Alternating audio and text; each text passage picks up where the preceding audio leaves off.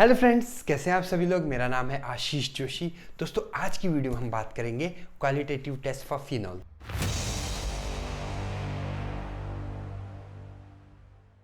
दोस्तों, पिछली वीडियो में हमने बात करी थी effect of substituent on phenol. ठीक है कि फिनॉल की एसिडिटी पर effect of substituent for acidity of phenol. ठीक है कि फिनॉल की एसिडिटी पर सब्स्टिट्यूएंट का क्या इफेक्ट रहता है।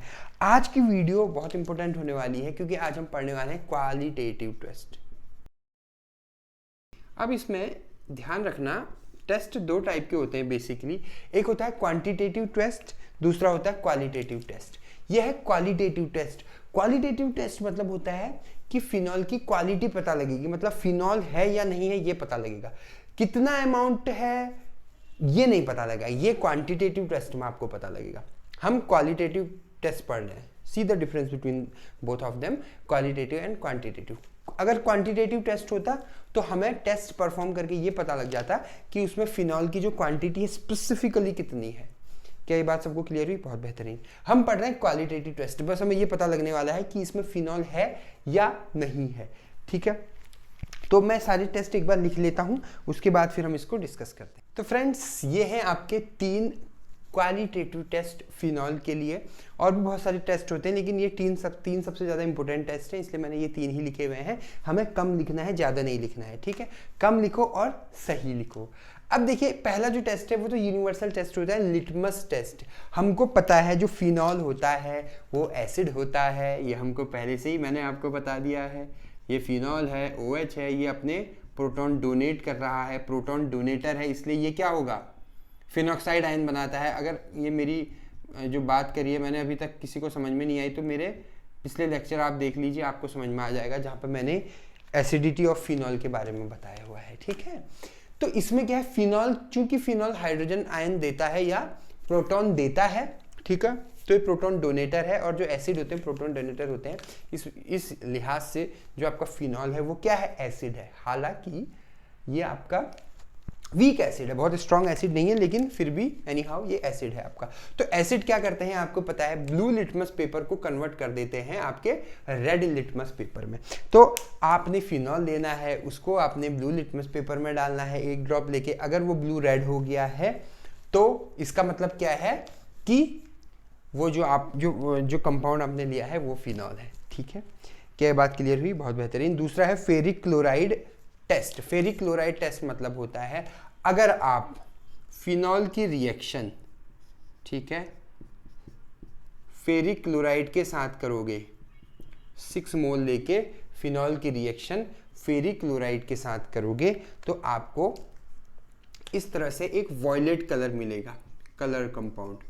ठीक है, कलर कंपाउंड, क्या नाम है इसका वो मुझे नहीं पता, लेकिन कलर कंपाउंड है। ठीक है, अब यहाँ पर ध्यान देने वाली बात क्या है, अगर ये फिनॉल नहीं हुआ, मान लो हमने फिनॉल के बदले इसमें कुछ और ले लिया, मान लो हमने यहाँ पर फॉर एग्जांपल बेंजीन ले लिया, तो ये कलर कंपाउंड नहीं आएगा। ये तभी आएगा जब ये जो कंपाउंड होगा ये क्या होगा, फिनॉल होगा। क्या बात सबको क्लियर हुई? तभी तो हमें पता लग रहा है कि ये फिनॉल है, इसीलिए जो है कलर कंपाउंड आ रहा है। तभी तो ये भाई क्वालिटेटिव टेस्ट हम पढ़ रहे हैं, हम बस ये वेरीफाई कर रहे हैं कि वेदर इट इज फिनॉल और नॉट, ये जो कंपाउंड है ये फिनॉल है या नहीं है। क्लियर हुआ? बहुत बढ़िया।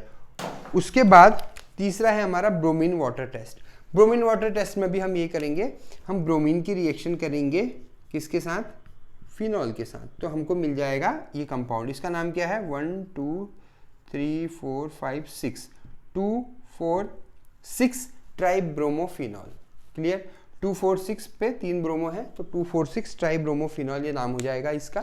ठीक है, ये है आपका ब्रोमीन वाटर टेस्ट, मतलब ब्रोमीन वाटर डालेंगे हम फिनॉल में और हमें टेस्ट इजीली मिल जाएगा। तो ये छोटे छोटे से 3 टेस्ट हैं आपके। लिटमस टेस्ट, एक बार मैं रिवाइज कर रहा हूँ। लिटमस टेस्ट मतलब लिटमस पेपर में हम फिनॉल डालेंगे तो ये ब्लू लिटमस पेपर को रेड कर देगा। क्लियर हुआ? उसके बाद दूसरा है आपका फेरिक क्लोराइड टेस्ट। आप फिनॉल लोगे, फिनॉल की रिएक्शन आप FeCl3 फेरिक क्लोराइड के साथ करोगे तो आपको एक कलर कंपाउंड मिलेगा और HCl और हाइड्रोजन बाहर निकल जाएगा, वो अलग बात है। कभी कभी रिएक्शन में मान लो आप ये लिखना भूल जाते हो, ठीक है, मान लो ये कंपाउंड आप भूल गए तो भी इतनी कोई दिक्कत वाली बात नहीं है।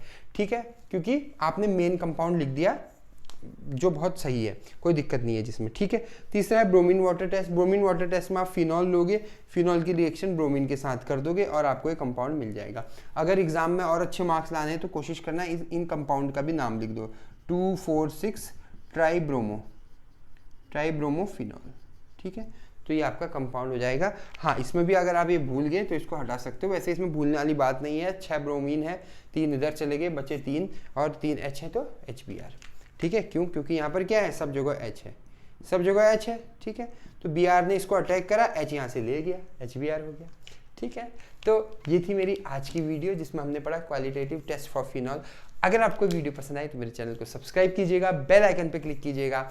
आपने मुझे इतना वक्त दिया उसके लिए बहुत बहुत धन्यवाद। Thank you so much.